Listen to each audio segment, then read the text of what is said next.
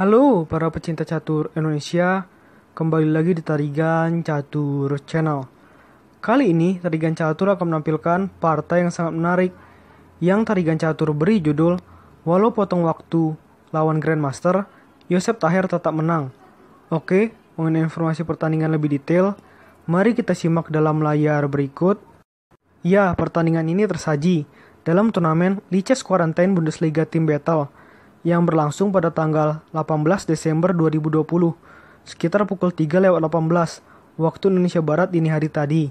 Pertandingan ini melibatkan pertarungan antara International Master Joseph Taher yang memiliki nama akun Liechess Joseph 2013 dengan rating Liechess 2687 dan rating FIDE 2455 menghadapi Grandmaster asal Azerbaijan yaitu Eltat Safarli yang memiliki nama akun Liechess Eltat Safarli dengan rating Liechess 2765 dan rating FIDE 2598. Tanpa berlama-lama, langsung saja kita masuk ke papan untuk melihat sengitnya pertarungan antara kedua pemain. Di sini Joseph Taher menggunakan catur buah putih, sedangkan Eltat Safarli menggunakan catur buah hitam. Permainan dimulai Joseph Taher dengan pion E4 dan dibalas pion E5 oleh Eltat Safarli. Di sini kita melihat setelah Eltat Safarli melangkahkan buahnya ke petak E5, maka waktu yang digunakan oleh Eltat Safarli adalah 3 menit. Berbeda ketimbang Joseph Taher yang hanya menggunakan waktu 1 menit 30 detik. Yang dilakukan Joseph Taher adalah berserk ya, yaitu memotong waktunya sebanyak setengah dari total waktu yang seharusnya bisa dipergunakan. Tujuan berserk adalah sebenarnya jika dia menang tanpa berserk hanya mendapatkan 2 poin. Kalau melakukan berserk mendapatkan total poin 3 dalam satu pertandingan. Oke, kita lanjutkan permainan.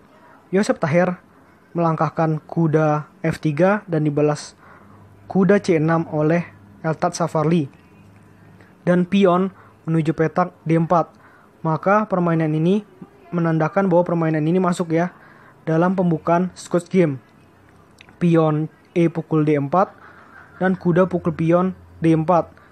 Gajah C5 mengancam kuda putih sebanyak 2 kali dan kuda putih menghindar ke petak B3 sekaligus memberikan counter attack terhadap gajah hitam yang ada di petak C5. Setelah gajah hitam pindah ke petak B4 dengan tempo skak, maka ini masih dalam pembukaan Scotch Game namun dalam variasi Romanishin.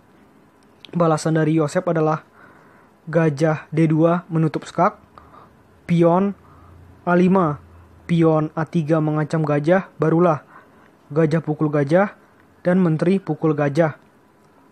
Kuda F6 mengancam pion lemah putih yang ada di petak E4 dan kuda menuju petak C3 melindungi pion. Rokade pendek oleh hitam, pion F3, pion A4 mengancam kuda. Kuda pindah ke petak D4.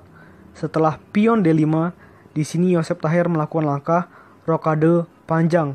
Perbedaan posisi raja dalam rokade menandakan bahwa permainan ini akan menjadi lebih sengit karena kedua pemain akan sama-sama berusaha menghancurkan ya pertahanan dari masing-masing lawan, baik yang berada di sayap menteri maupun di sayap raja.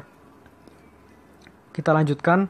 Balasan dari Safarli adalah gajah menuju petak E6, pion E pukul D5, dan gajah pukul pion di D5.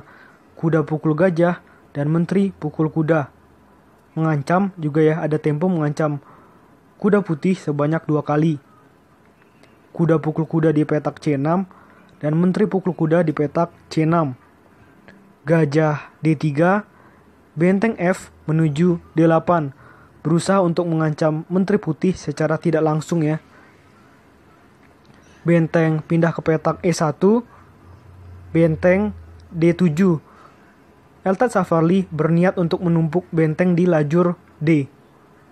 Pion pindah ke petak G4, benteng A menuju D8. Pion G5 mengancam kuda, kuda pindah ke petak D5, dan gajah menuju petak E4 mengancam menteri hitam secara tidak langsung ya, karena menteri hitam masih dilindungi posisinya oleh kuda.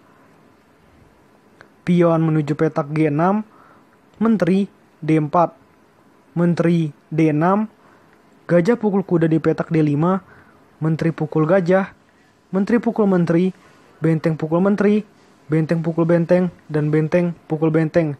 Maka permainan ini langsung masuk ke permainan babak akhir, karena tinggal menyisakan satu raja, satu benteng. Di sini Yosef memiliki sebanyak 6 pion, sedangkan Safarli juga sama-sama punya 6 pion ya.